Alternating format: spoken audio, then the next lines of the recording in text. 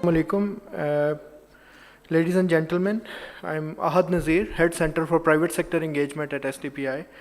I welcome you on behalf of Bank of Punjab and the Sustainable Development Policy Institute to this very important session in the 25th Sustainable Development Conference, Sustainable Development in Unusual Times, Building Forward Better.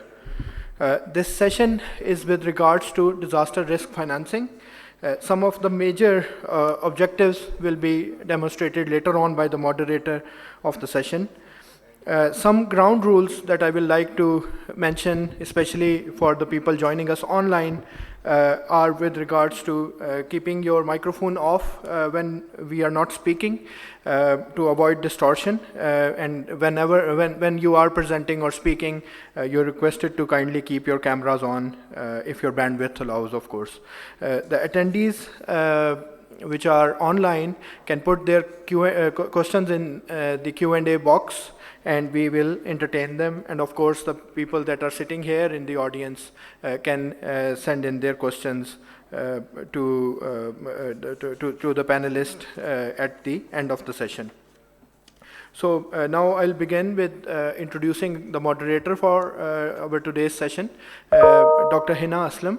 She is a research fellow at Sustainable Development Policy Institute, and she looks after China Study Center as well as the Energy and Climate Change Unit. Over to you, ma'am. Good morning, Assalamu alaikum, and good afternoon. Thank you so much for joining this important session on the disaster risk financing. We are very fortunate to be partnering with Bank of Punjab, CEO Zafar Masud, who is already here in the team. Thank you so much for bringing this discussion into this panel in terms of while we are witnessing the catastrophes and the impacts of climate change, I think more manifested in the form of recent floods and of course the heat waves and imposing a huge economic cost. So how we can build back better, what kind of financing we need, what are the priority areas we need to work on. So some of the, to create a background to the discussion. So we have seen millions of people being affected, the livelihoods, the infrastructure, leading to a high risk of health diseases and malnutrition in people. If you look at some Pakistan's economic losses, we have been assessing some really overwhelming numbers.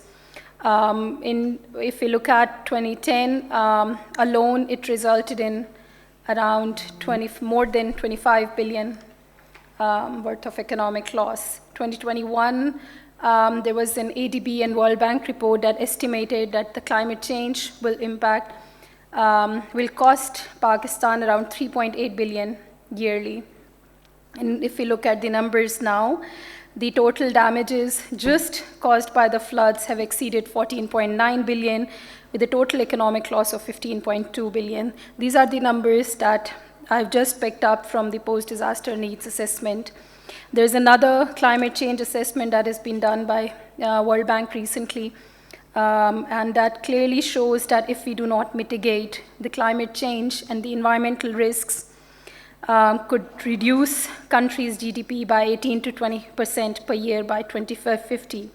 And what it needs is around 300 billion through 2030 to get the country on a climate resilient pathway. So these are some of the very overwhelming numbers that provides us a magnitude and extent of the disaster that had happened and we have experienced. I would now like to welcome the Executive Director of STPI, Dr. Abid Qayyum Suleri, for the opening remarks. Thank you.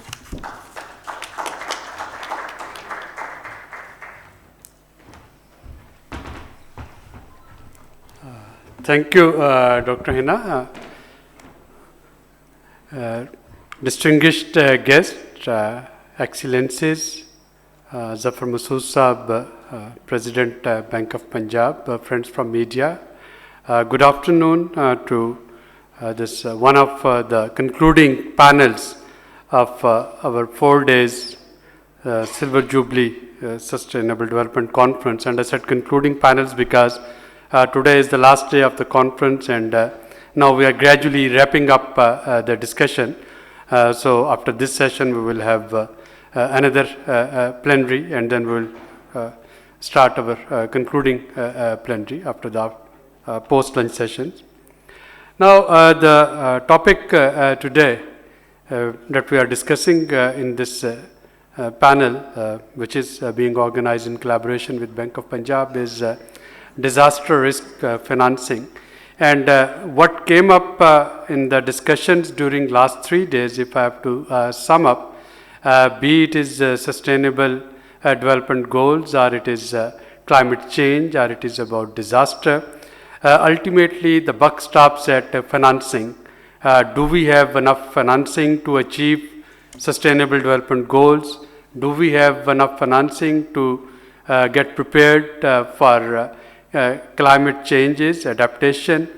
Do we have enough finances for social protection?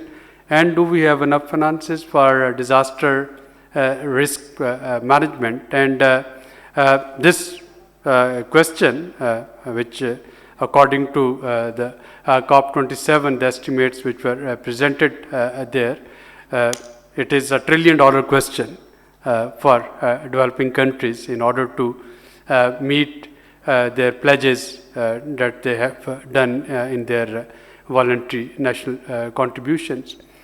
But within this whole landscape, the role of financial institutions, that has come quite clearly.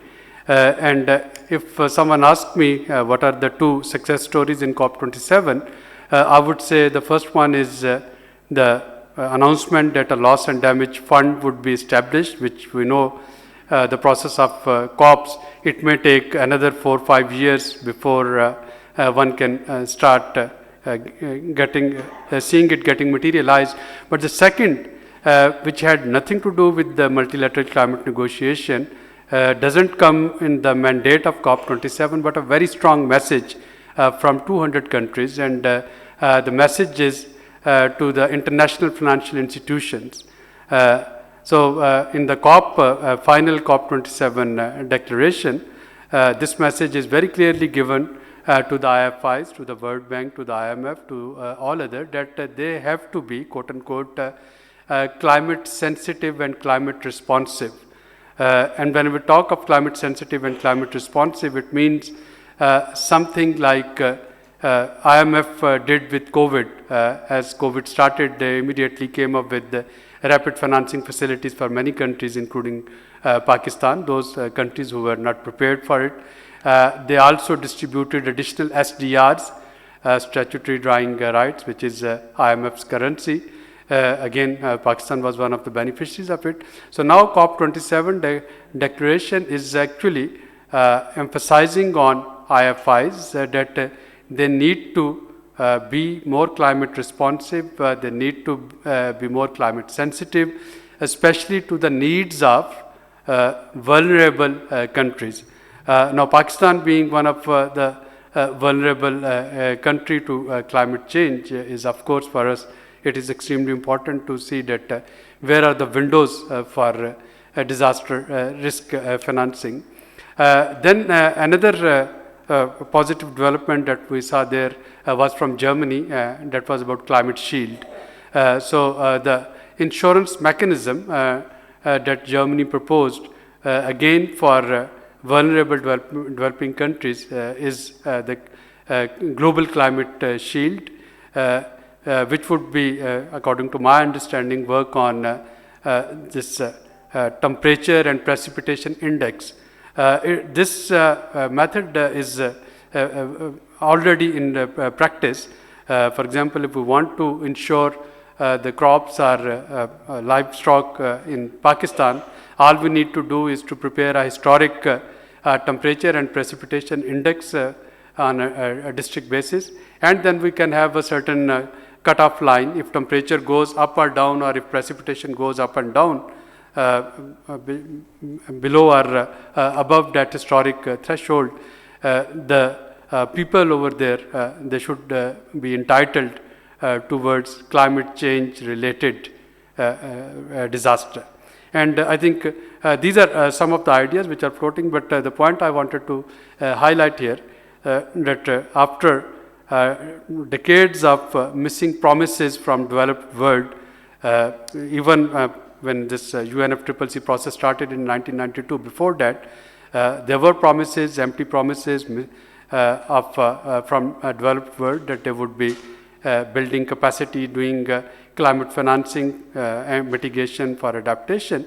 But now the paradigm is shifting, and paradigm is shifting towards financial institutions and towards IFIs, and I must add that in our domestic context, the paradigm is shifting towards our national banks, domestic banks, as Bank of Punjab is here for this purpose. We look forward to listen to the deliberations of the panel. I would have to rush to join another parallel panel, but I promise that as soon as I finish my remarks over there, I'll definitely come and I'll get educated from the presentation that would be made here. Thank you very much, ladies and gentlemen, for joining us.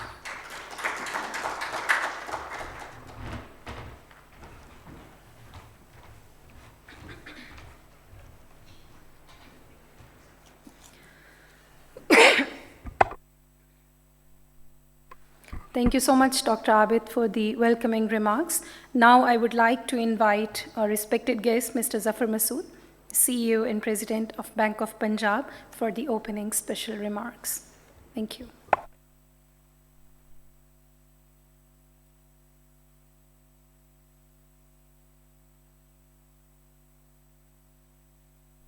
Sure, sir. Thank you.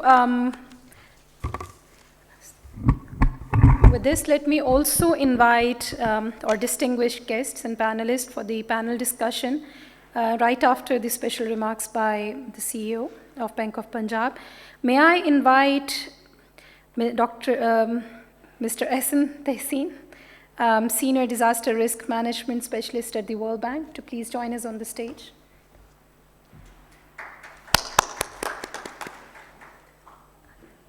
Mr. Lasitha Pereira, Managing Partner at the Development Guarantee Group, is joining online. Dr. Sanjay, he's a Chief Disaster Risk Reduction UNSCAP. He has also joined us online. Welcome. Welcome, sir. I would also like to invite Ms. Nasreen Rashid.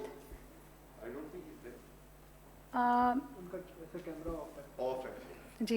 Mr. Nasreen Rashid, Insurance and Risk Financing Expert, STG Investments and Climate Finance Facility, UNDP.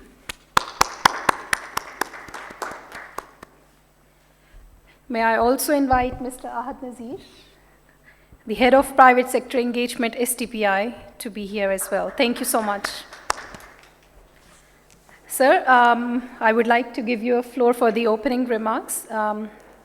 Mr. Zafar Mahmood, CEO, BOP, Bank of Punjab. Thank you very much, Dr. Aslam.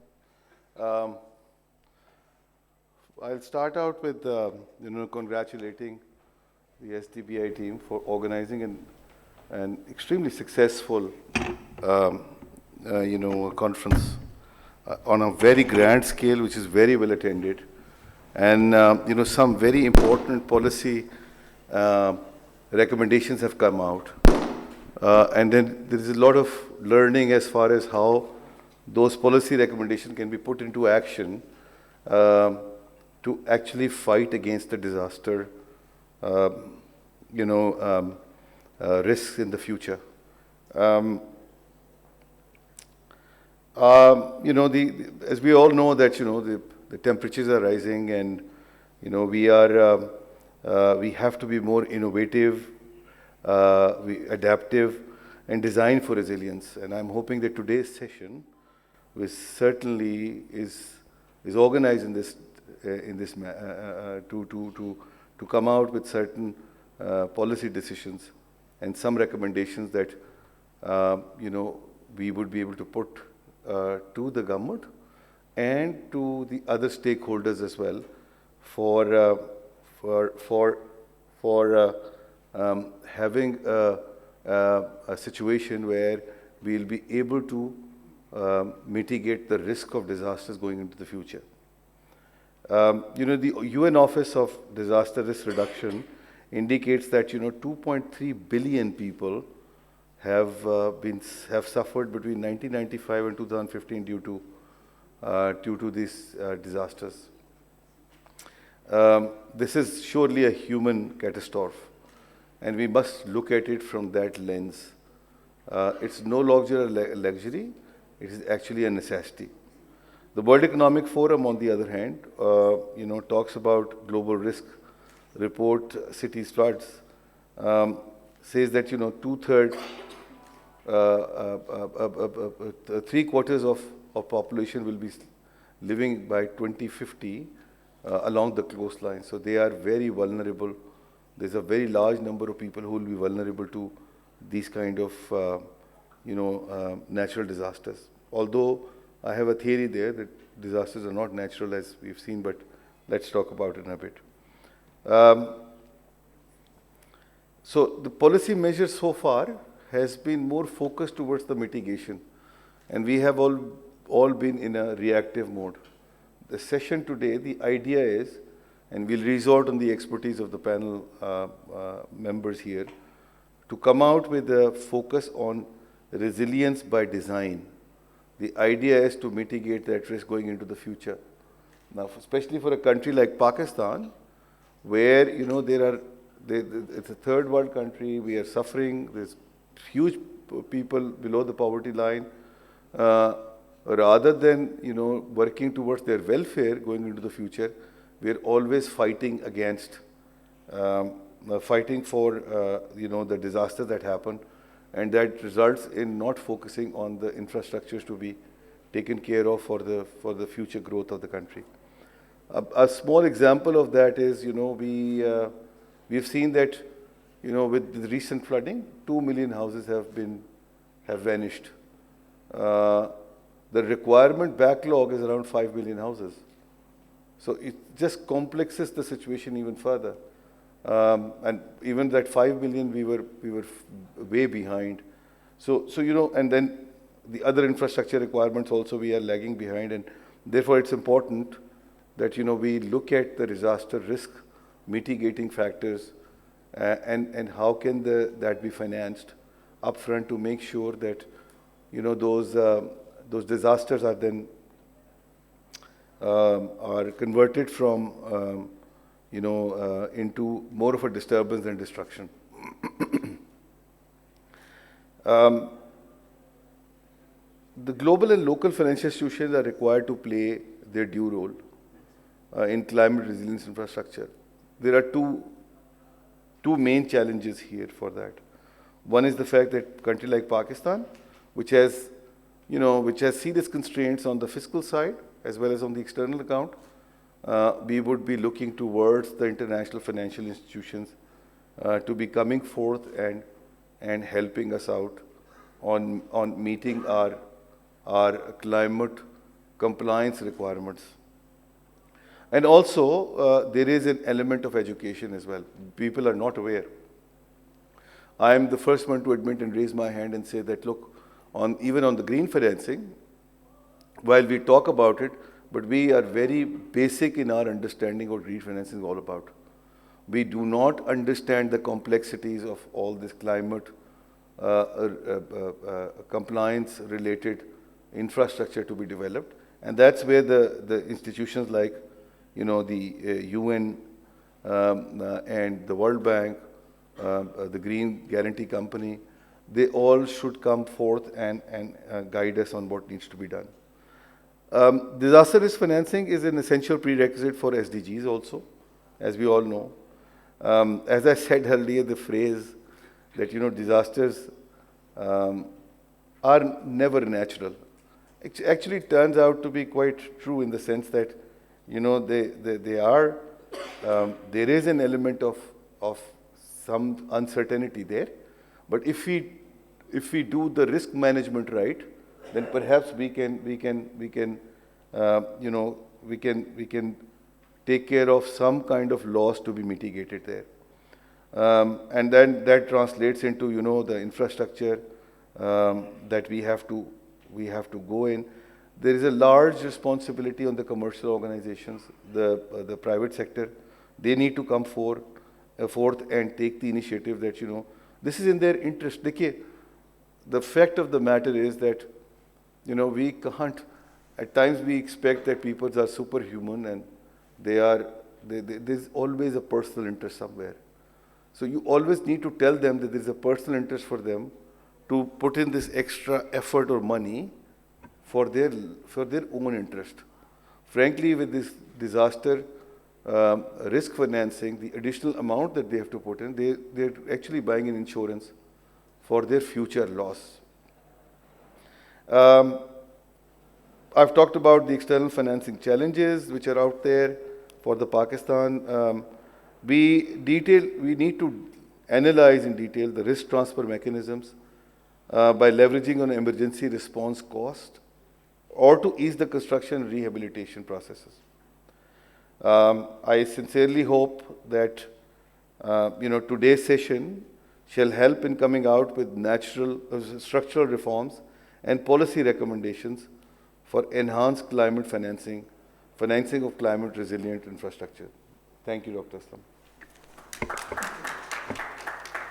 Thank you so much, Zafar Saab, rightly pointed out, and I think with this last single point on how we can look at the immediate priorities and policies and measures in climate financing and in the priority order in the respective fields, I think we would like to just move on to the panel discussion and get their insights and perspectives from their on their expertise on these issues. And I would like to begin with Madam Nasreen, in terms of you've been working on the insurance and risk financing of SDGs and been working, I think, in the agricultural insurance particularly. So how would you see Pakistan can offer agriculture insurance, which has essential position in handling the disaster risks? Thank you very much. I think it will be suffice.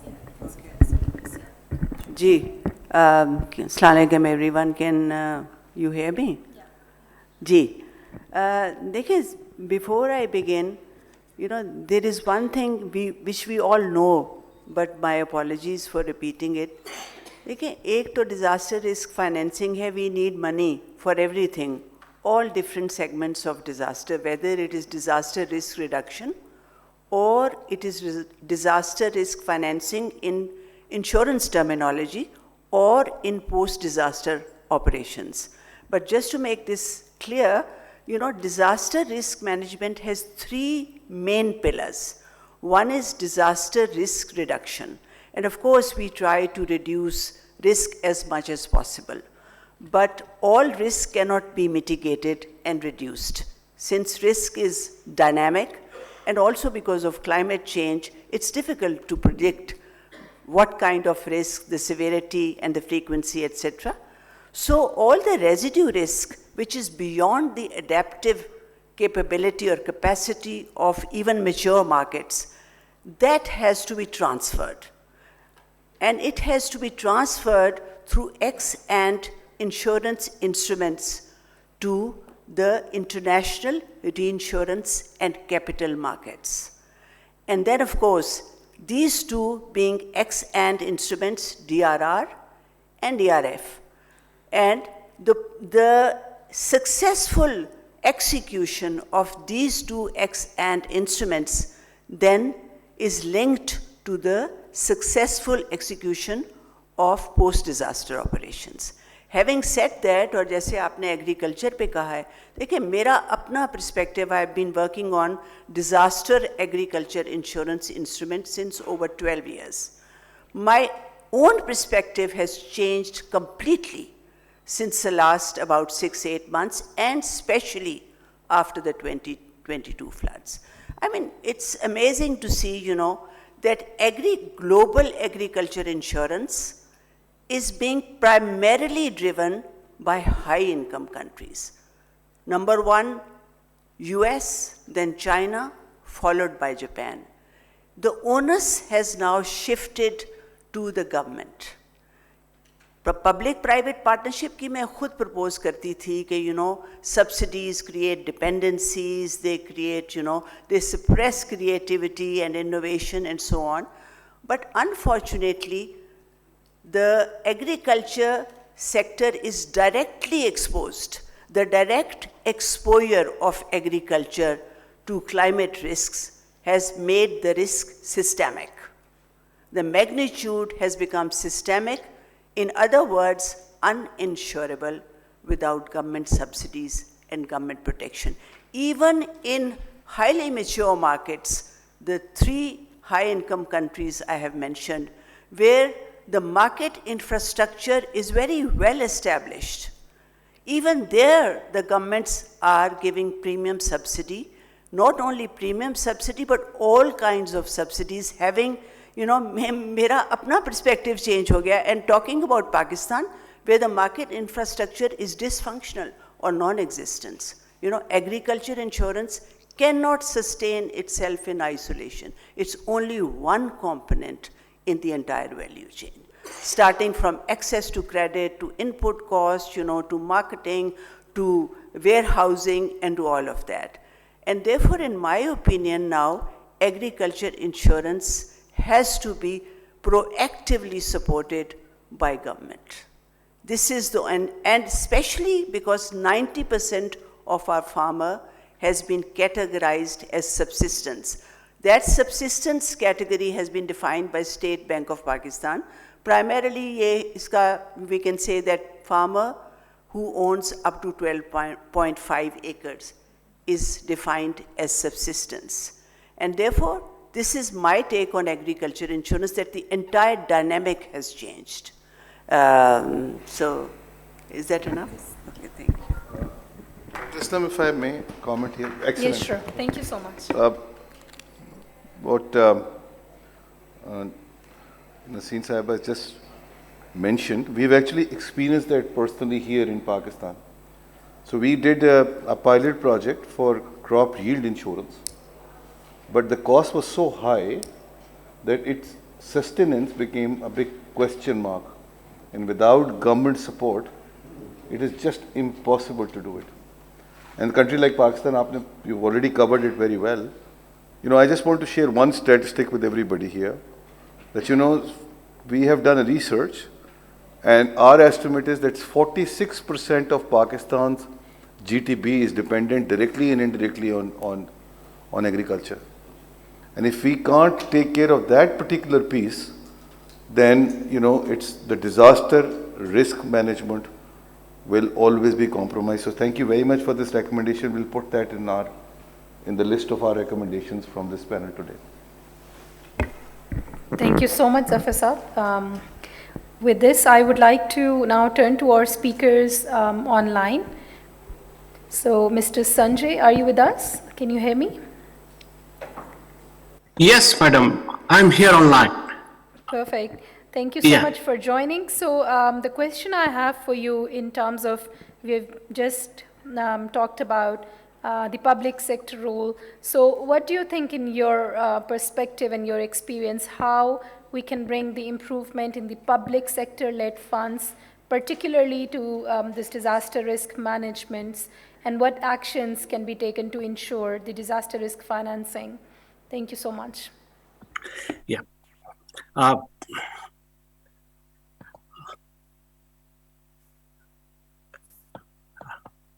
Thank you very much, madam. I hope you can hear me clearly. Yes, loud and clear, please. Yes, thank you. Here, on this part, I thought I should share some perspective from ISCAP's side. This is an analytical piece, and are you able to see my slides? Yeah. Yes. I think we're about Okay, to... thank you, madam. No, I'm sorry, we cannot see the slides. We can see the folder where you are trying to open the slides. Oh, okay. Yeah, if you could just open it. Yeah. Okay.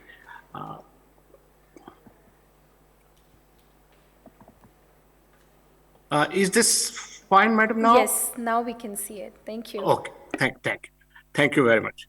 Uh, I would like to respond from the public funding perspective of a very, I should say, a spirited message that came from the chairperson, resilience by design in Pakistan, particularly from the public funding perspective.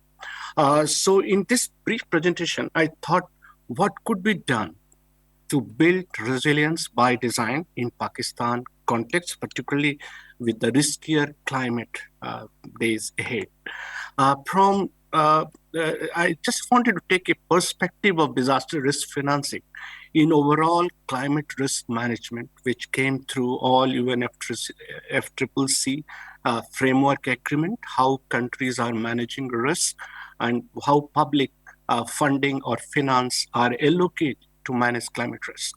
It has 5 windows started from the access to information on hazards to risk analytics, particularly which sector likely to be exposed the most from the future climate scenario, and that sector resilience building will be the key. And then risk-informed planning, which holds the key on having understood the risk, done the analytics on the people at risk, sector at risk, and then comes to the risk financing.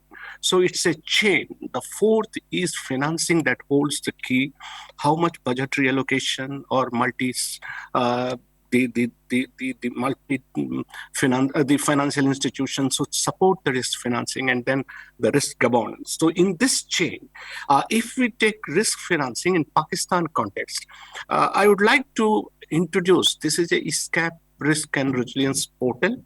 We have customized this for Pakistan and exclusively to address resilience by design issues. Here, from this portal, there is a decision support tool of Pakistan, which gives you the risk hotspots in today's climate and also in the future climate scenario, what is called 4.5 representative concentration pathway, 8.5, which is the worst case climate scenario, 2 degree and above. So you see the hotspot in Pakistan context. So you know better, this is a context of the risk. And then you come to the impact, particularly the impact of its the economic implications of the risk. I think Mr. Chair has already highlighted some numbers from the World Bank, from the UNDRR publications. Our assessment more or less closer to that, and it was more from the disaster risk reduction perspective, that at present the GDP losses to Pakistan is 5.8%. In the worst climate scenario, that is 2 degrees, this will be 9.1% of country's GDP, which will be extremely difficult to manage. But then what could be done? What could be done is with the risk profile, we have developed adaptation profile for the country. And in the adaptation profile, if you invest in 5 key sectors, particularly making new infrastructure resilient, water infrastructure resilient, improving dryland agriculture. Pakistan case 46%, as Mr. Chair highlighted, contributes to agriculture directly or indirectly, as strengthening early warning system. So investment in 4 areas, and this also is reflected very well in SDG report of the Pakistan. You have a regression of climate action, which is matter of concern, then consumption, and also the infrastructure sector, SDG 13, SDG 12, SDG 11. So investment in 5 will help in building what is called resilience by design. So for resilience by design, it is important to understand 5 critical infrastructure that must be disaster resilient to avoid the cascading impact, supply chain disruption, the one which you have learned in a hard way, the recent floods and heat waves. So the energy, transport, water, ICT, social, which is saying school, hospitals, all infrastructure. There is this is a ecosystem. These sectors are not a single system, but it's a network, which means that a local emergency could quickly spread and lead to severe disruptions. So these sectors need to be resilient, and that this intersectoral relationship we have to understand before investing in resilience of the sectors. I will just cite one example. It's very fresh in your mind with the recent experiences. The water infrastructure must be resilient for a country like Pakistan. With the agrarian economies, water plays such an important role, flood and droughts day after day. This water resilient infrastructure helps Pakistan in addressing water, energy, and food nexus. That's the nexus which helps to build resilience by design. Here, I will bring to your attention that infrastructure alone is responsible for 79% of the emission and 88% of the adaptation cost. And the new generation of the infrastructure has to be a gray and green. So investing in resilient infrastructure, and particularly water resilient infrastructure in Pakistan case, will help particularly to realize resilience by design concept. In the portal, we have done sub-national analysis. I will request colleagues who are interested to look at this customized version for Pakistan and which places resilient by design is more critical, more important, can be located. Those are some of the location-specific risks which has highlighted clearly. So my last point, from ISCAP side, we are customizing this. We will take forward the conclusion part of today's meeting, improve the quality of this portal. It will help in many of the upcoming activities, including National Adaptation Plan of Government of Pakistan, future NDC, and so on. So this is all from my side. And thank you very much once again for giving this opportunity to UNISCAP, Mr. Chair, Madam, and thank you very much once again.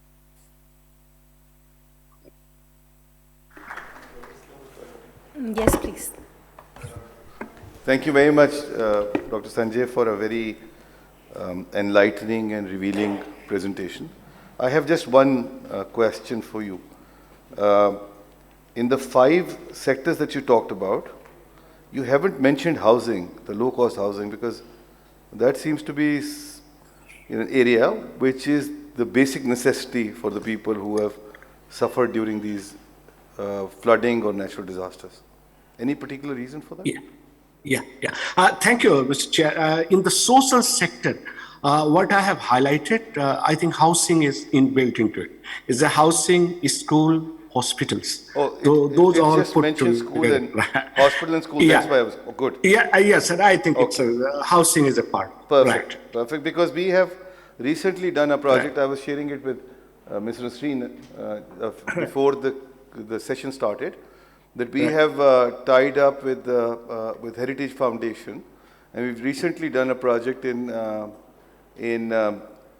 Puno village in Sindh, Mirpur Khas, where we've developed these climate compliant and disaster resistant houses. These are basic cottages. If the time permit, Dr. Islam, then I'll show you. It's a 4-minute documentary. We'll be happy to share. But I just wanted to gather all the thoughts so that, we will have concrete recommendations at the end. For sure. We would definitely be playing that 4 minutes video. Thank you so much, Sanjay, for the great insights, especially in terms of giving us awareness about this portal that you have developed for Pakistan. Especially crucial to see where the hotspots are lies, where are the risks, the impacts, and what could be the better policy actions in the critical areas that you have also mentioned. And of course, Pakistan needs to really work on the National Adaptation Plan. So these are some of the key areas that I could take away from your presentation. Moving on, I would like to turn to Mr. Ehsan Tehseen from the World Bank, in terms of providing his perspective coming from the multilateral institutes and having experience of working with the government. What could be the national strategy for this disaster risk mitigation and planning, and looking at basically the adequate granularity to assess the growth of an efficient disaster risk funding approach? Thank you. Thank you very much, Dr. Hina.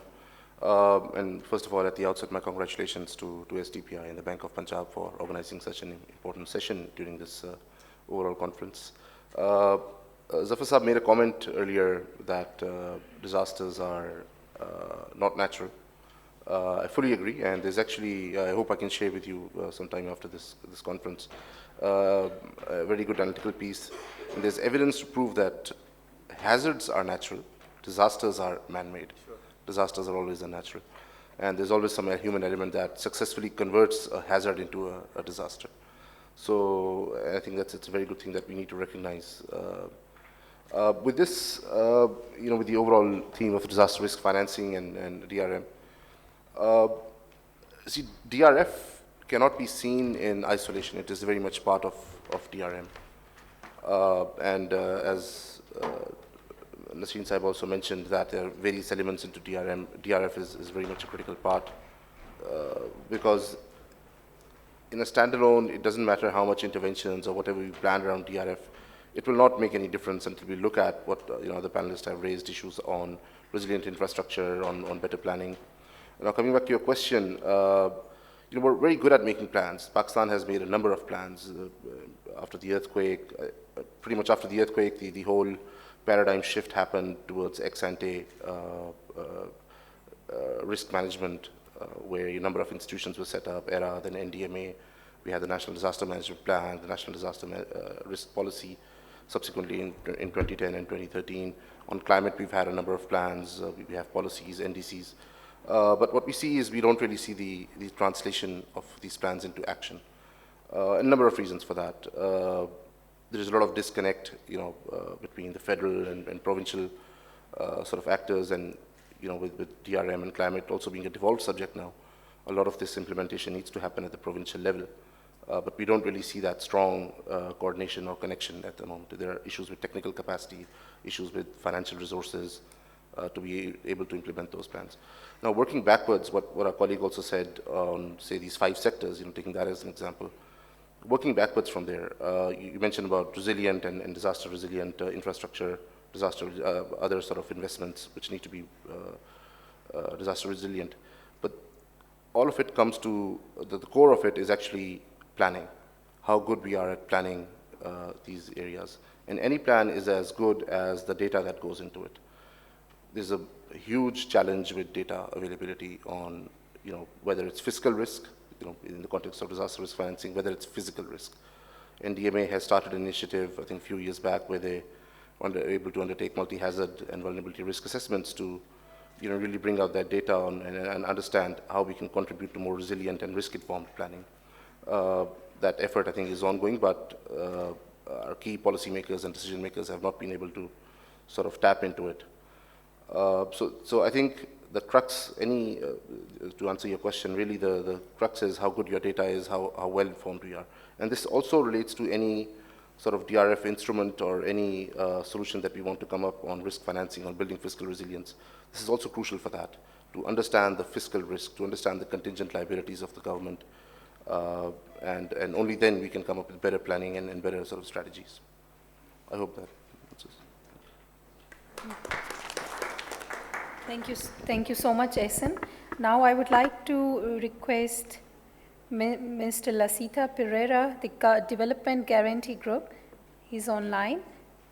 Are you with us, sir? I am. Can you hear me? Yes, we can hear you. So, sir, the question posed to you would be, what kind of measures do you think that can be undertaken for the efficient DRM activities, and what could be the best policy guidelines that could be taken for the vulnerable groups? Can you hear me? I'm sorry, I didn't catch the last part. What was the policy guideline? So it was the policy guidelines that could be taken for particularly the vulnerable groups of society. Thank you. Right. So I think I have to confess I'm not an expert in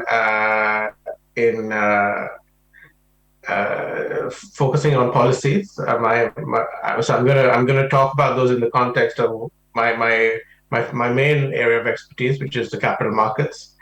But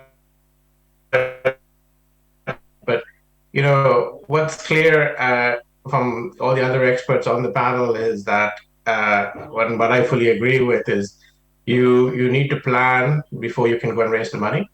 And in that regard, what we are trying to do here with the Development Guarantee Group is we're setting up what we're calling the Green Guarantee Company. And what we do with that is essentially the Green Guarantee Company is looking at the equation from the opposite side. So a lot of the experts that are talking about what Pakistan can do internally, we're looking at how we can help Pakistan with raising funding externally. Now, obviously, if you think about the issue, and Dr. Abid mentioned in his opening remarks that the DRF challenge for countries is $1 trillion challenge. And the reality is, even if you mobilized every dollar in developing countries that exist in their capital markets, you're not going to have enough money there to meet that gap. However, in global capital markets, it's over $100 trillion of assets there, but very little of that is coming into countries like Pakistan. And so our question is, why is that? From our perspective, it's a very much it's a psychology and a perception issue. It's inevitable that a lot of people sitting outside Pakistan look at the country and they see the risk as being much higher than the actual risk on the ground. And it's about trying to address that. And that's where we see guarantees coming in to help. Guarantee is very similar to insurance in so much as that it's looking to try and help help to plan for the future by making people, making the cost of doing so more affordable. And that's the approach that we also want to take. So in that regard, we are looking to work with partners like the Bank of Punjab, and we're very grateful for the opportunity here to speak on this panel alongside all these distinguished panelists about the fact that actually, as I mentioned, without the participation of the global capital markets coming in as well, financing disaster relief going forward is going to be a big challenge. And while insurance is part of that, we also need to start thinking about how do we invest in all the gray and green infrastructure that Dr. Sanjay was talking about as well in his presentation. That funding needs to happen now, but it needs to happen on a long-term, affordable basis. To give you an example of what I mean, WAPDA, as you know, issued a green bond into 2021. And it was issued a very successful green bond. It was issued with a coupon of 7.5% for a tenure of 10 years. Now, in current market conditions, if WAPDA went out, the implied cost of that bond in the market at the moment is over 20%, which is very unaffordable. So how can Pakistan invest in the infrastructure it needs to become more climate resilient and to fund its disasters? And this is where we see the opportunity for organizations like the Green Guarantee Company to use our guarantees, which will be investment grade, to help support raise longer term climate financing for that.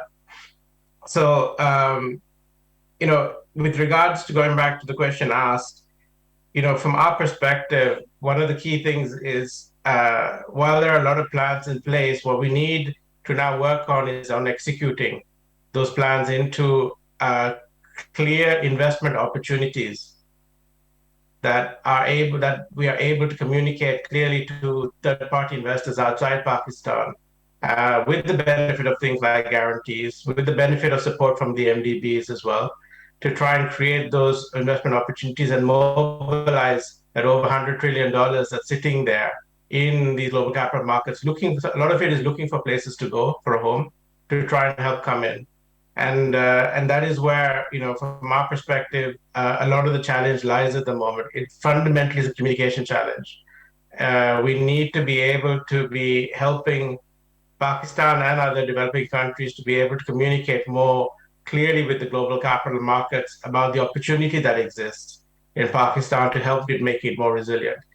Because clearly making it more resilient, as we've heard, there are a lot of economic costs, but we should also talk about the economic opportunities that exist in trying to make Pakistan more climate resilient. And that is something that I think is a key area that we should look at. Disaster risk management always seems to have a negative connotation to it, but as people have said, hazards are normal, but disasters are not. But fundamentally, that means that if by addressing what is not normal, we are actually creating opportunities, then we should also be focusing on explaining those as well. So I'm just going to stop there. As I said earlier, I'm not a disaster risk management policy expert, so I've tried to do the best I can within my field of expertise, which is, as I said, capital markets. But fundamentally, I hope I've given some food for thought on that.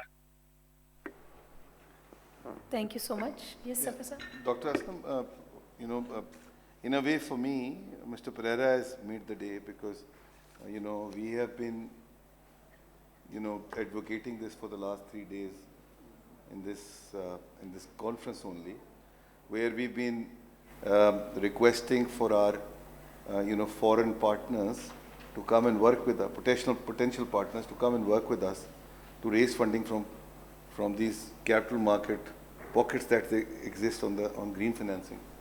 So Mr. Pereira offering that to us, I think it's a big deal for Pakistan, and thank you very much for that, Pereira Saab.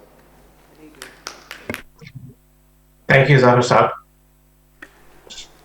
Thank you so much, Mr. Pereira, and thank you so much, Zafar Saab, for your remarks.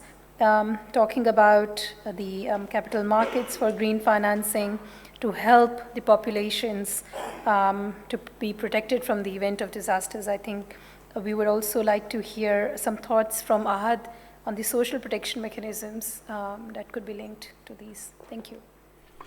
Thank you. So I'll apologize in advance that since I have a mechanical engineering background, so my talk might not be relevant to the environmentalist and economist sitting here.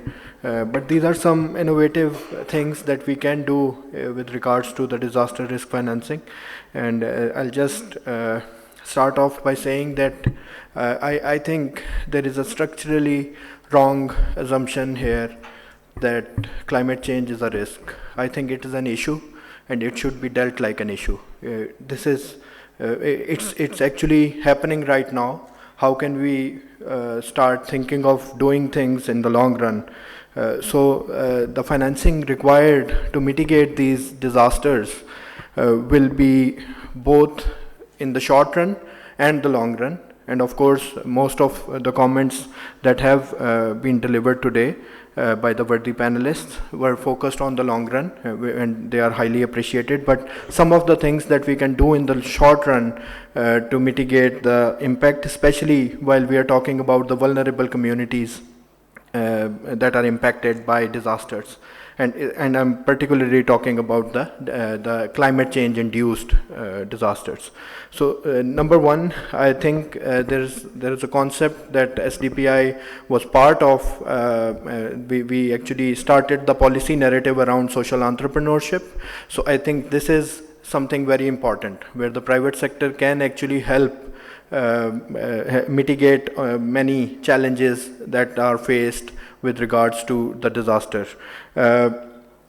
And of course, the financing for these social entrepreneurial ventures can come through microfinance as well as the community entrepreneurship programs through social protection.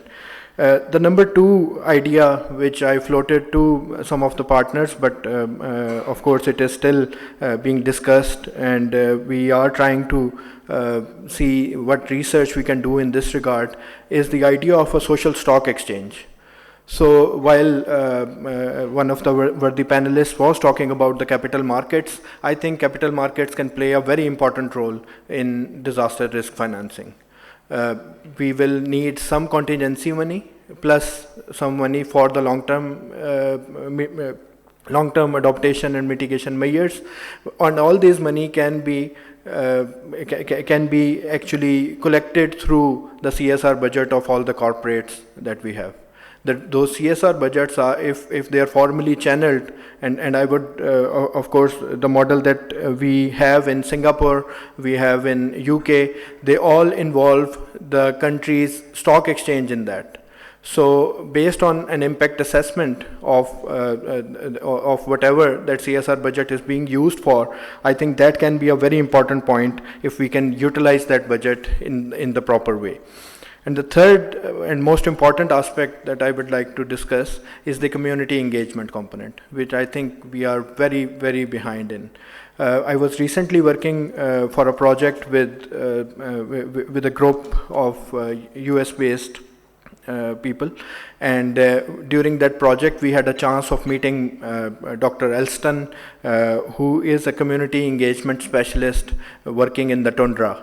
So they have, of course, climate-related disaster issues in towards that part of USA.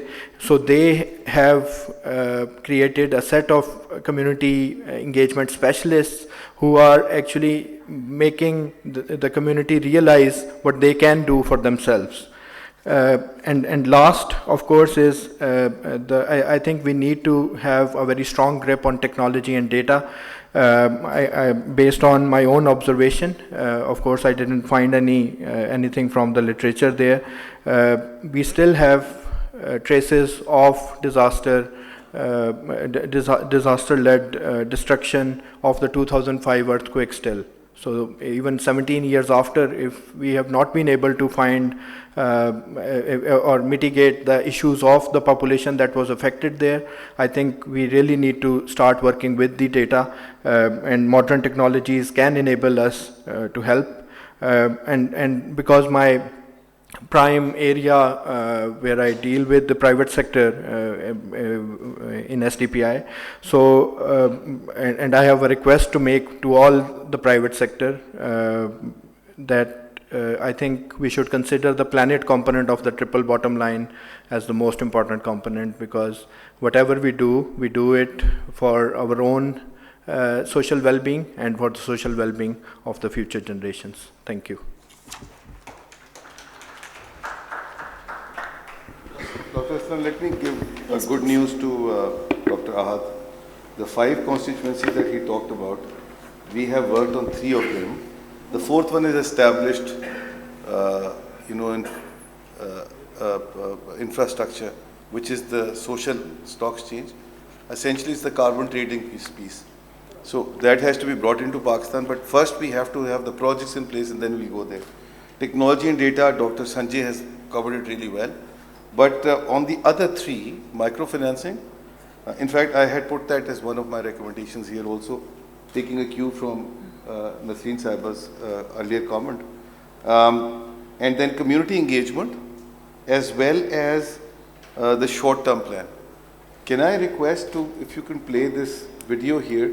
I'm sure Dr. Ahad will be very pleased to see what we have been able to achieve with Heritage Foundation on this front. Sure, sir. Can we please request the IT team to play the video?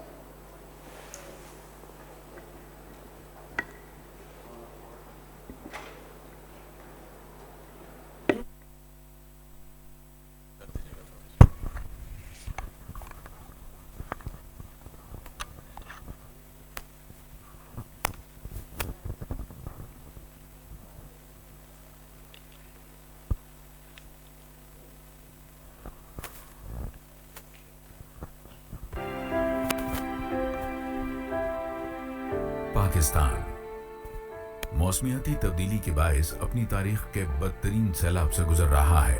इस तबाहकुन सैलाब ने लाखों अफराद को बेघर करके ऐसे इंसानी अलमिये को जन्म दिया है जिस पर हर आंख अश्कबार है। मुसीबत की इस घड़ी में दी बैंक ऑफ पंजाब एक मर्तबा फिर समाजी जिम्मेदारी निभाने के लिए सरगर्म अमल और सरकर्दा किरदार अदा कर रहा है। सैलाब मुतासिरीन की मदद और बहाली के लिए दी बैंक ऑफ पंजाब ने न सिर्फ अतियात जमा किए बल्कि अमली तौर पर इमदादी सरगर्मियों में हिस्सा लेने के लिए रजाकार प्रोग्राम BOP मददगार का आगाज किया। BOP मददगार प्रोग्राम के जरिए दी बैंक ऑफ पंजाब के मुलाजमीन रजाकाराना बुनियाद पर इमदादी कामों में अमली तौर पर हिस्सा लेते हैं, जबकि बैंक रजाकारों की हौसला अफजाई के लिए जरूरी तरबियत और इमदादी सामान और दीगर सहूलियात फराहम करता है। रोजान शहर में सैलाब मुतासिरीन के लिए शेल्टर्स की तामीर से BOP मददगार प्रोग्राम के तहत सरगर्मियों का आगाज किया गया। सैलाब से मुतासर इलाकों में माहौल दोस्त मटीरियल के साथ मुस्तकिल मगर बुनियादी शेल्टर्स तामीर किए जा रहे हैं। मौसम और माहौल से मुताबिकत रखने वाले ये शेल्टर्स पायदार और सैलाब से मुकाबला करने की सलाहियत रखते हैं। ये शेल्टर्स न सिर्फ तामीर में आसान और इंतहाई कम लागत हैं, जीरो कार्बन फुटप्रिंट के हामिल ये शेल्टर माहौल दोस्त भी हैं। इन्हें खोलकर दोबारा से तामीर किया जा सकता है। दी बैंक ऑफ पंजाब ने मुकामी अफराद को शेल्टर्स की तामीर की तरबियत भी फराहम की है, जिससे इन्हें रोजगार भी हासिल होगा। बीओपी की इमदादी सरगर्मियों का ये सिलसिला मुल्क के दीगर सूबों में भी जारी है। इस सिलसिले की एक और कड़ी मीरपुर खास सिंध के गांव पुन्नू में शेल्टर्स की तामीर। दी बैंक ऑफ पंजाब ने तरक्याती कामों के लिए इस गांव को अडॉप्ट किया है। आज हम सारे बीओपी की मददगार टीम बीओपी मददगार के प्रोग्राम के तहत पुन्नू कॉलोनी मीरपुर खास डिस्ट्रिक्ट पहुंची है और यहाँ पे हम अपना जो हमारे बीओपी का ऑलमोस्ट अडॉप्टेड विलेज पुन्नू है उसमें आज हम वॉलंटरी वर्क करने आए हैं। और इसमें अभी तक हमारी टीम्स ने अपने हाथों से कच्ची ईंटें बनाई हैं और अब हम इस स्ट्रक्चर जो हमारे इर्द गिर्द आप देख रहे हैं इसको बनाने की कुछ प्रैक्टिस करेंगे। पुन्नू में माहौल दोस्त शेल्टर्स की तामीर का आगाज सैलाब से कबल ही कर दिया था। ये शेल्टर सैलाब के दौरान न सिर्फ कायम रहे बल्कि सैलाब मुतासिरीन को तहफ़्फ़ुज़ फराहम करने में भी कामयाब रहे। इसीलिए अब मुकामी अफराद इसको बीओपी गांव कहते हैं। मौसम की शिद्दत का मुकाबला करने के लिए माहौल दोस्त मटेरियल के साथ तामीरात के अलावा दी बैंक ऑफ पंजाब ने इलाके में शजरकारी का सिलसिला भी शुरू किया है।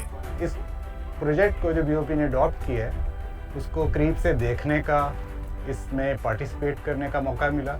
यकीन माने खिलते चेहरों को देख के जो इनकी खुशी है हमें अपने अंदर अपने साथ मौजूद देख के हमारी थकावट ख़त्म हो गई। मेरे ख्याल में ये एक ऐसा प्रोजेक्ट है जिससे इस इलाके के इर्द गिर्द के लोगों को भी इससे इंस्पायर होके और ऐसे शेल्टर्स बनाने में मदद मिलेगी। दी बैंक ऑफ पंजाब की जानिब से जारी इन माहौल दोस्त तामीरात में मोहतरमा यास्मीन लारी और हेरिटेज फाउंडेशन ने तकनीकी मदद फराहम की। दी बैंक ऑफ पंजाब मुल्क की तामीर और तरक्की और कॉर्पोरेट समाजी जिम्मेदारी निभाने के लिए हमेशा सरगर्म अमल रहा है और हर मुश्किल घड़ी में अपने बहन भाइयों की मदद के लिए पुरअज़्म है। दी बैंक ऑफ पंजाब रखे हर फर्द का ख्याल।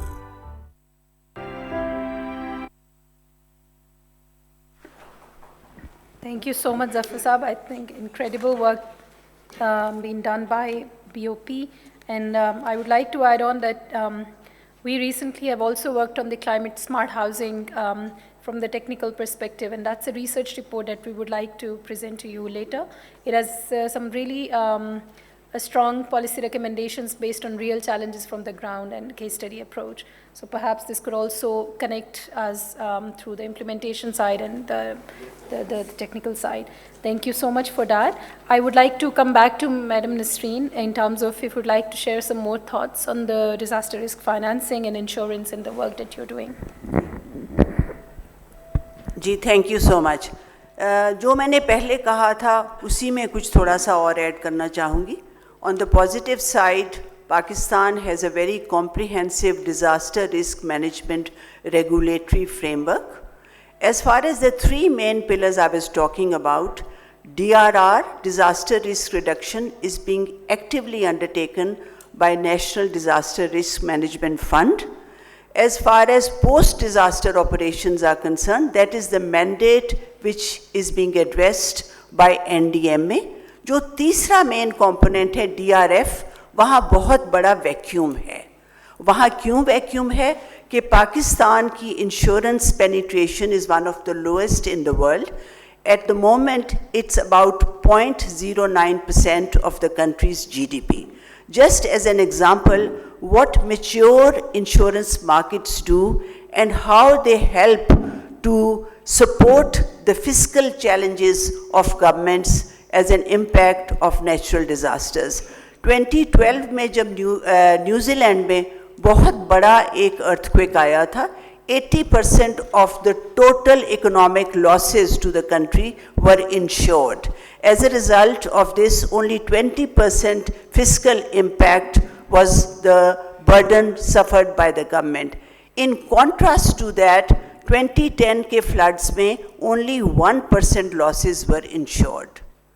अब इस DRF के कंपोनेंट में बहुत अच्छे फाउंडेशन बिल्डिंग ब्लॉक्स ले कर रहा है UNDP और NDRMF. UNDP जिसके साथ मैं इस वक्त कंसल्ट कर रही हूँ, उन्होंने एक कंसल्टेटिव सेशन कंप्लीट कर लिया है with all provinces and regions, sensitizing them on what DRF means and what are the benefits of setting up X and DRF instruments in place before the disaster strikes. फिर उन्होंने एक diagnostic study भी complete की है कि DRF में कौन से गैप्स हैं, उसके क्या बेनिफिट्स हैं, क्या अपॉर्चुनिटीज़ हैं और क्या चैलेंजेस हैं.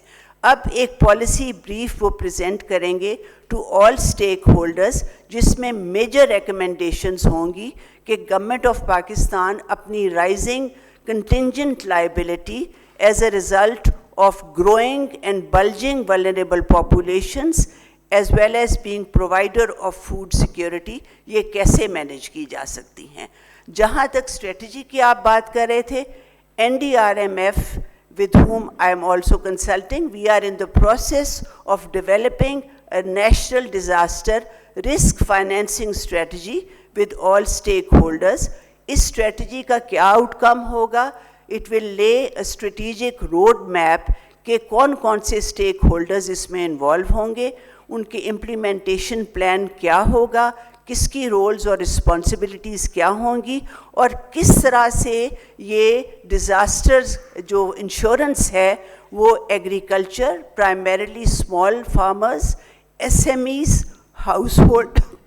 households, vulnerable populations को कैसे address करेगी. Now coming back to why insurance penetration in Pakistan is one of the lowest in the world, one of the major stumbling blocks has been the lack of country-specific risk data. इसमें NDRMF ने सुपार्को को mandate दिया है जो develop कर रहे हैं catastrophe risk modeling for floods, for earthquakes, for typhoons, cyclones, and so on.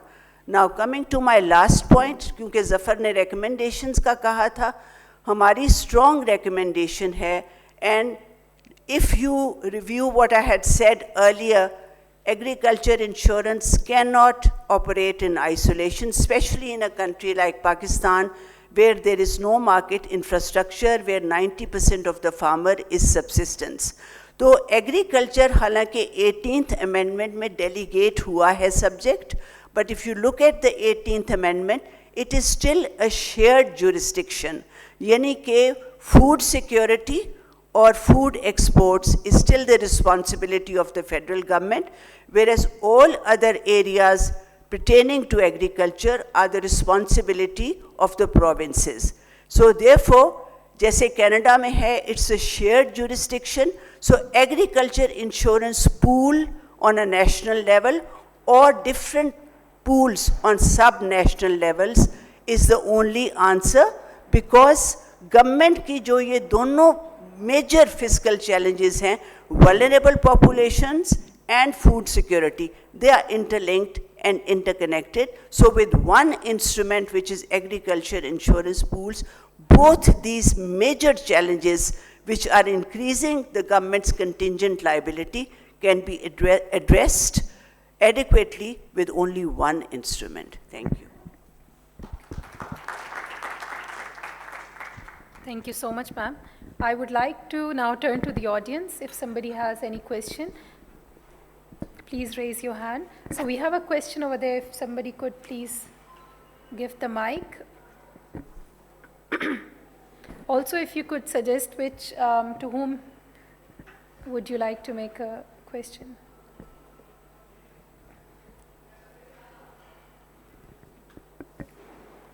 On that side, please.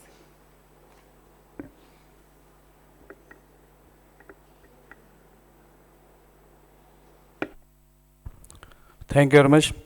Kacho Imtiaz Haider from Gilgit-Baltistan.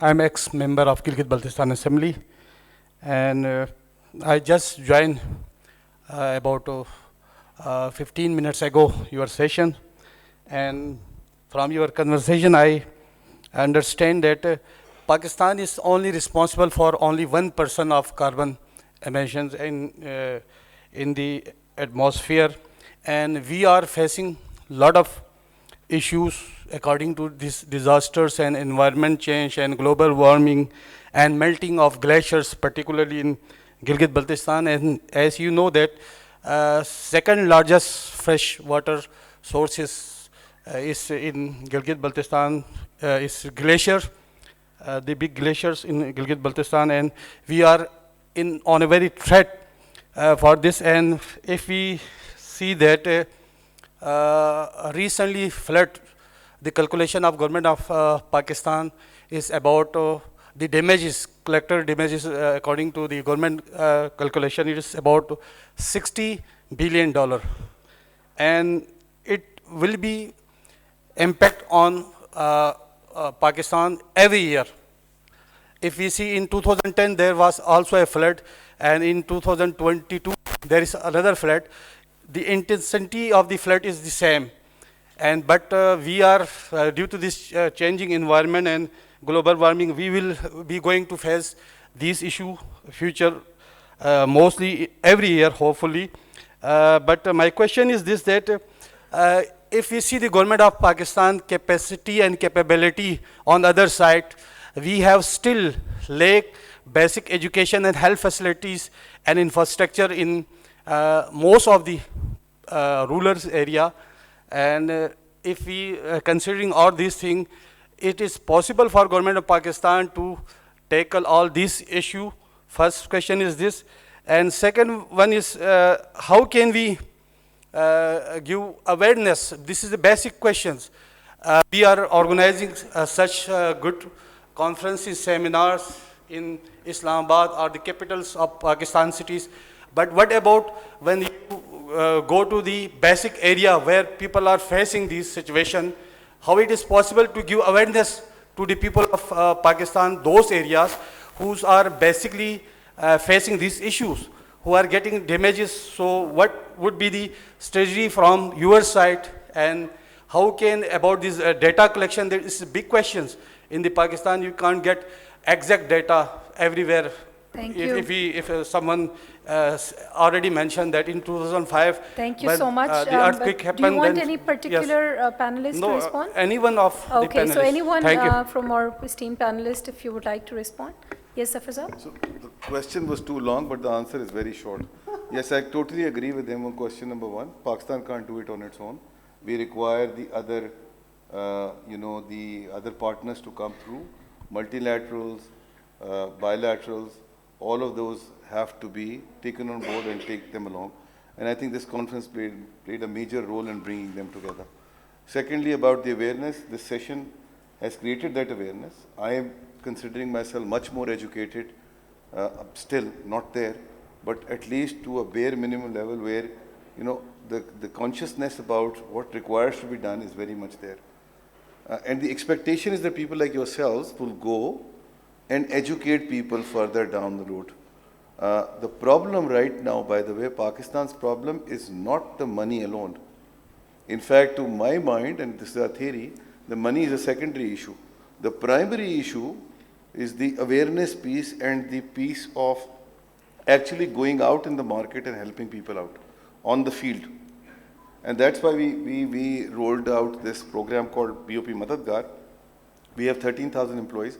We wanted them to go in the field and help people out, create that awareness, and take things on from there. Thank you so much, Zafar sir. Yes, please. A question I want to provoke one of the distinguished persons sitting here, General Askar Nawaz, former chairman and DMA.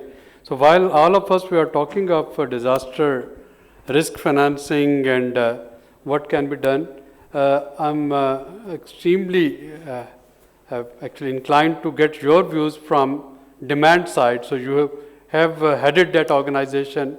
So what is it that organizations like Bank of Punjab or the private financing that we are talking about, how can we strengthen NDMAR, the public sector organizations working on disaster risk mitigation? Thank you, Dr. Saab, as always. Ladies and gentlemen, I think it was a very informed discussion, and I can see certain faces over here with whom we have worked. I'd just like to present to you an equation. Pakistan's National Flood Protection Plan 4 that we made after the floods of 2010, I think its financial volume is closer to 3,000 billions or plus. So it's little over 2 billion US dollars. Now have a look what loss that we had to suffer because of these unprecedented rain-induced floods. It's much higher than that. Had we invested that much money on this flood protection plan, so this is a classical example of if you invest on this disaster risk reduction, you can calculate what is your return on your investment, how much could you have saved, how much lives could you have saved. Now, the Paris climate change in its clause regarding the finances talks of innovative financing measures. And as Dr. Saab said so that we are looking toward the IFIs and we're looking outward that we're going to receive the funds or have the funding from the outside sources coming to the vulnerable countries. When you go to the COP, every country presents its case like a country which is affected by the climate change challenges or it's vulnerable to that. So we are one of them. This sort of a funding may not be coming in times. So we also have to look inward. How do we generate this fund? Like we have the ADPs of all the provinces. At my time while I was there, I kept pursuing this idea that a certain percentage of ADP must be kept in a pool for the DRR or of course the climate change adaptation measures. It can be 1% or 2%, and imagine that it is done at the federal level and also at the level of all the provincial governments. So you can make a central pool and generate that sort of money. Similarly, here the President of Bank of Punjab, I think very good intervention by them, what they are doing. Now I present that National Flood Protection Plan has a lot of components. Consider it as a menu which is available, and we look forward towards the private sector to come and pick one part of it and finance it. That would in fact alleviate the concerns of generating the finance at the level of the government. And being an engineer, I can tell you, when you plan a project like you are constructing a road, so in the PC1 document you have got a column that does this road affect how many people? Maybe, it can serve 10 villages and it can serve around 1,000 households. So if you can make and come forward and invest on these projects, I can assure you that this sort of financing by your side will help saving lives. It will benefit the communities in a manner that, like what we have seen, they will be saved from the devastation. And of course, it will generate maybe a small investment, but it can generate a lot of money to address these concerns.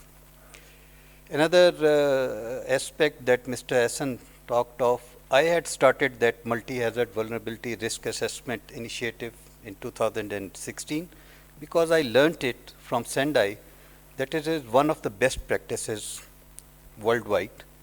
And until unless you have a data, a reliable data, you can't do what Madam over here were talking of the risk insurance and all these things and what I was planning that we need to carry out. Until unless we have a data, we do not know what is our need. And while we started off this initiative, we did it for 5 districts, most vulnerable districts. I found out that acquisition of the reliable data, even from the government sources or through the field visit, it was a great challenge. But we need to do that. You have seen in this COVID environment that we have NCOC. It used to work on that artificial intelligence and the availability of data. So if we have this database, it will act as an enabler of our true need, and we would be very, very smart in our planning and in our response. Thank you very much.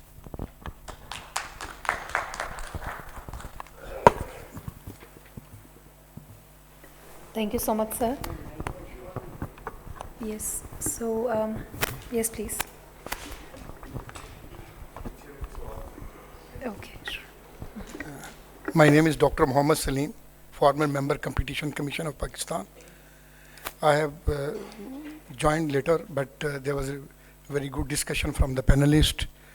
And one thing which I observed, because I physically visited many areas which flood have destructed a lot, there's a need of, there are multiple actually institutions at the different provincial and federal levels. They are helping out the people and even the NGOs, but there's no coordinated and collaborated efforts. And this is the overlapping I have observed. That needs to be centralized, or at least in a collaborated way that will be done. I think that will be more resultful. And second thing which I feel is data sharing is another issue, which either we don't have reliable data with us, or the agencies do not want to share that one. These two areas, if are being addressed properly, the most of the money, I think, being wasted due to not properly coordinated effort. Thank you very much. Thank you so much, sir. We'll take one last question from the audience. It's right at the back.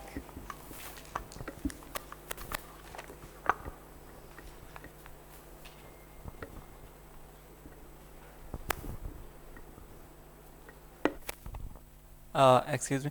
My name is Mohammad Alashan. I'm a graduate from Quaid-e-Azam University in the field of environmental sciences.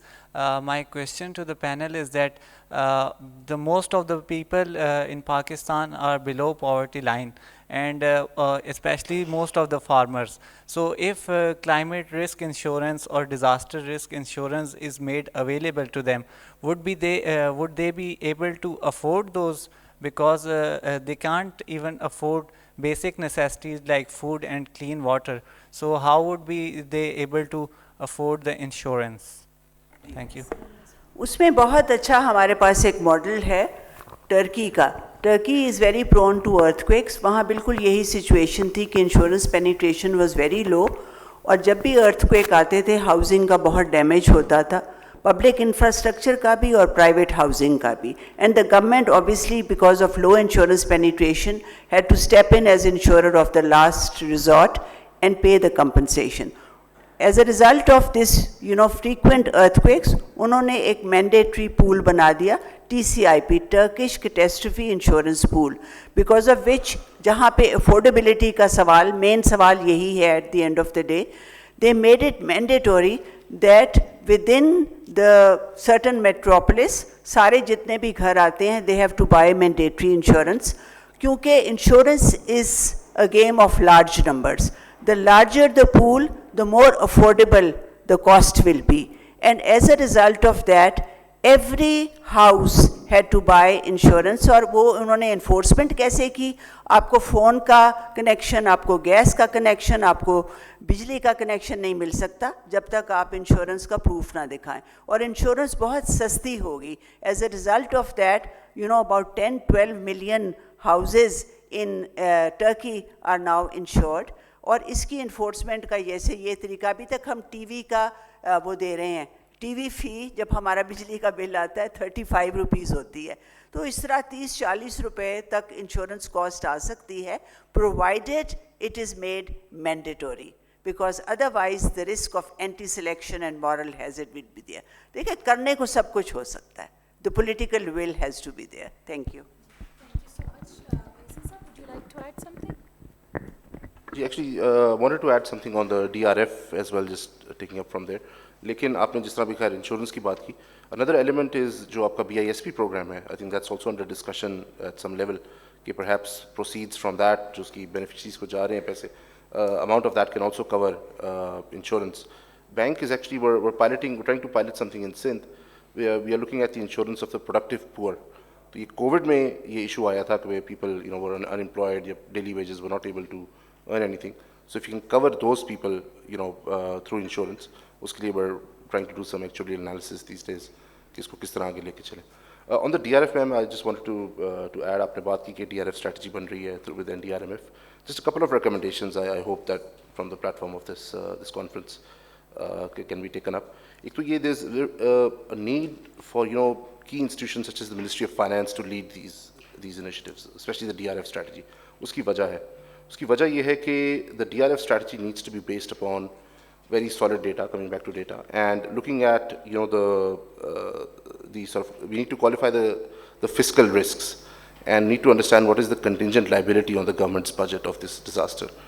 2014-15 में World Bank ने exercise की थी with NDMA, Ministry of Finance. We looked at the average annual expected loss from floods and earthquakes, looked at the maximum probable loss. Now we need to update that, and the government needs to understand.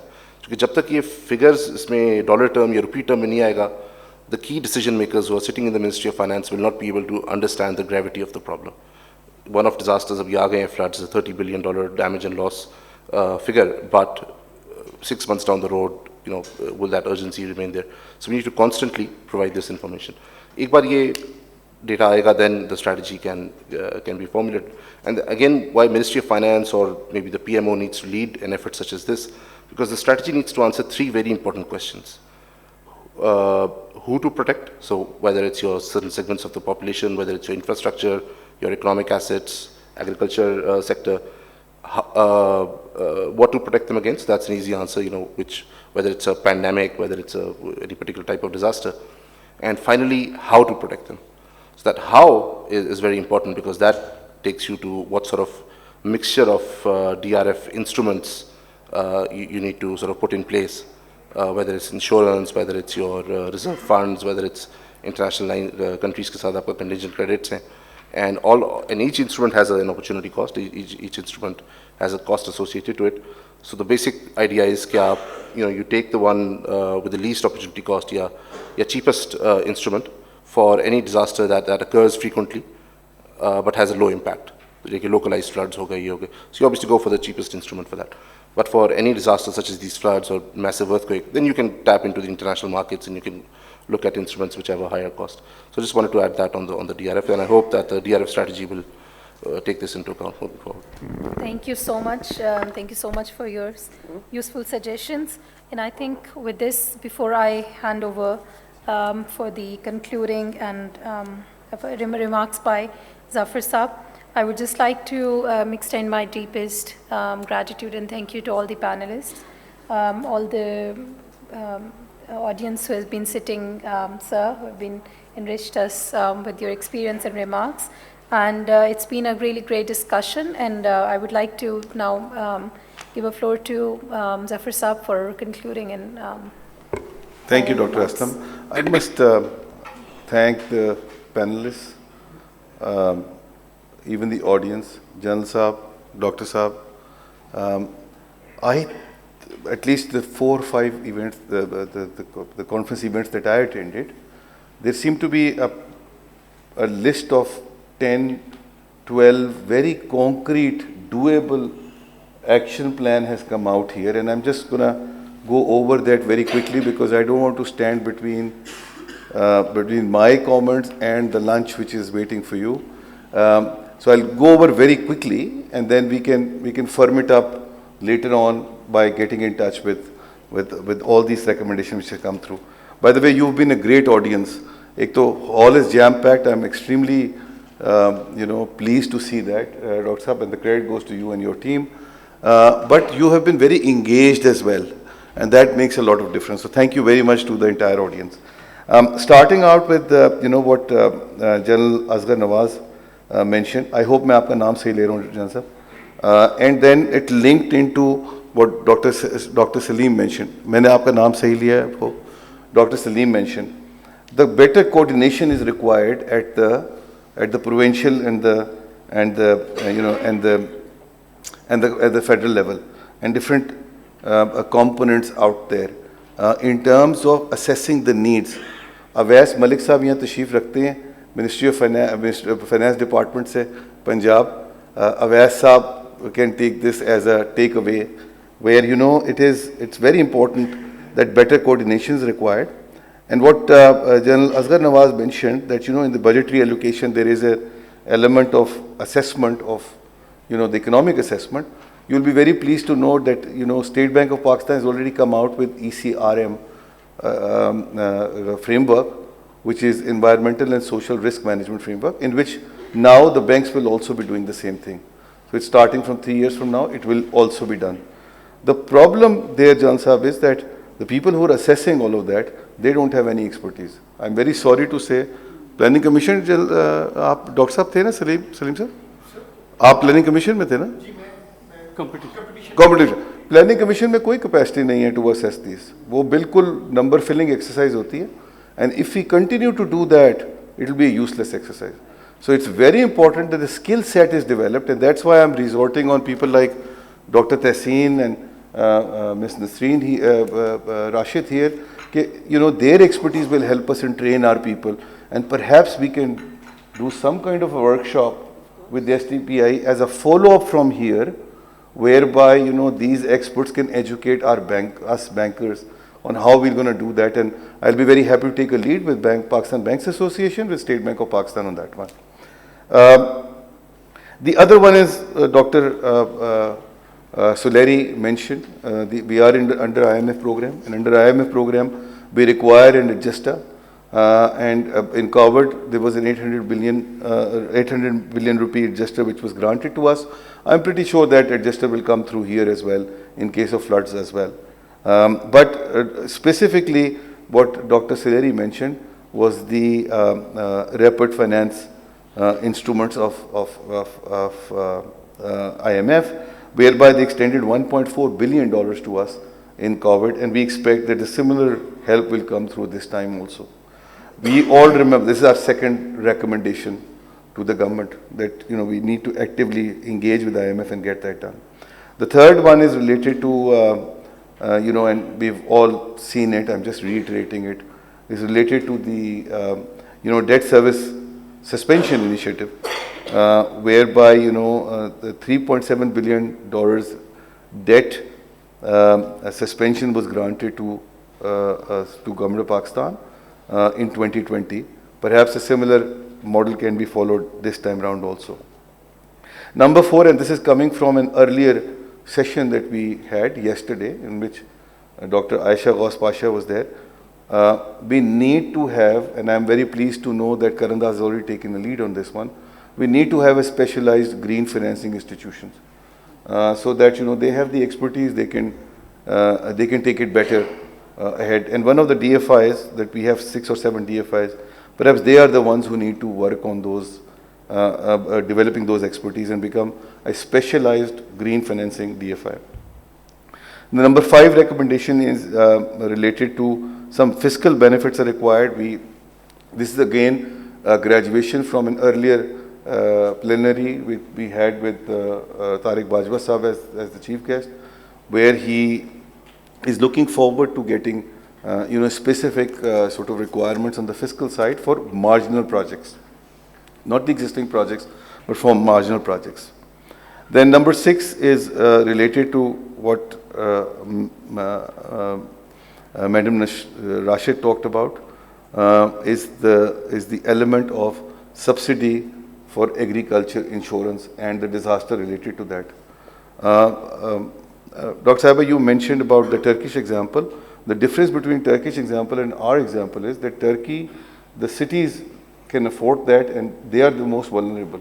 In our case, it's unfortunately the other way around. The people who can't afford it, and that's what gentleman's question was, they can't perhaps afford it at all, not even the bare minimum, let alone bijli, pani, wo to gas unko waisi nahi milti. So therefore my recommendation would be, and you are the expert on this, perhaps you can comment better, that, you know, we should put this kind of requirement of insurance in the cities which are not vulnerable, but make it mandatory on them to be used as a pool for those vulnerable areas as well. Because otherwise they will never be able to afford it. Government will not have the fiscal space to do it. So therefore that is number 6 recommendation. Number 7 is related to what Dr. Ahad mentioned, related to, microfinancing structure needs to be put in, and that has to be put in a very robust fashion. We have taken a lead. This whole initiative that you saw in Sindh, there was an element of microfinancing there. But we did that through our CSR activity. Perhaps we need to graduate out of that, and we require more of a robust framework to do this microfinancing at a larger scale. Uske baghair, I don't think that we will be able to make a headway. So on that one, we are already preparing a paper, Dr. Saab, and we'll share it with you. We're going to present it to the University of Cambridge. There's a group there who are working with us on this one, and perhaps that would be a good starting point where some NGOs are coming through. UN is also may come through and put in money as a pool, which will be used as a microfinancing on a subsidized rate. Number 8 is related to what Dr. Sanjay mentioned, is related to, and very importantly, I think Dr. Tahseen also mentioned about it, the sectors which require to be insured, and there's some kind of regulatory measures and actions required on those areas. So ICT, social, which is housing, hospital, schools, energy, transport and water. All these areas require some kind of regulatory action. To some extent, Naseen Sahiba ne already hame एक Q दे दिया है through the Turkish model. Maybe that could be replicated for those vulnerable areas. So that is from Dr. Sanjay's recommendation. The next one, which is number 9, comes from Dr. Tahseen, is related to the better coordination between the stakeholders. Dr. Tahseen suggested Ministry of Finance to take a lead. I would suggest that it's not just Ministry of Finance, there may be a State Bank of Pakistan, because the financing piece involved there. State Bank of Pakistan and SACP working under them shall take a lead, because Ministry of Finance will also be looking towards these institutions. So somehow if State Bank of Pakistan and SACP takes the lead, I think that will be a much more useful and robust structure. आप भी फरमा रही थी नसीन साहबा, वो 18th amendment के बाद जो complications है ना, वो अगर State Bank आ जाएगा तो वो that complication will be taken care of very well, because that is squarely the domain of State Bank of Pakistan. Then Mr. Pereira, as I said, he made the day. We'll work with Mr. Pereira on coming out with the model whereby we can raise funding externally. Much needed requirement, Dr. Saab, we've been talking about it throughout the conference, the external account constraints. And last but not the least, the recommendation which has come from Dr. Saab on Dr. Ahad was the microfinance one, and the other one was the social, the technology and data one, which actually ties in well with what General Saab mentioned and what Dr. Salim mentioned. So उन्हीं की recommendations. So we will have almost 10 recommendations जो मैंने अभी आपको पढ़ के बताई हैं, and then we will put that in a paper presentation form to you, Dr. Saab, and then we can take it to the relevant departments. Thank you very much. Thank you so much, Zafar Saab.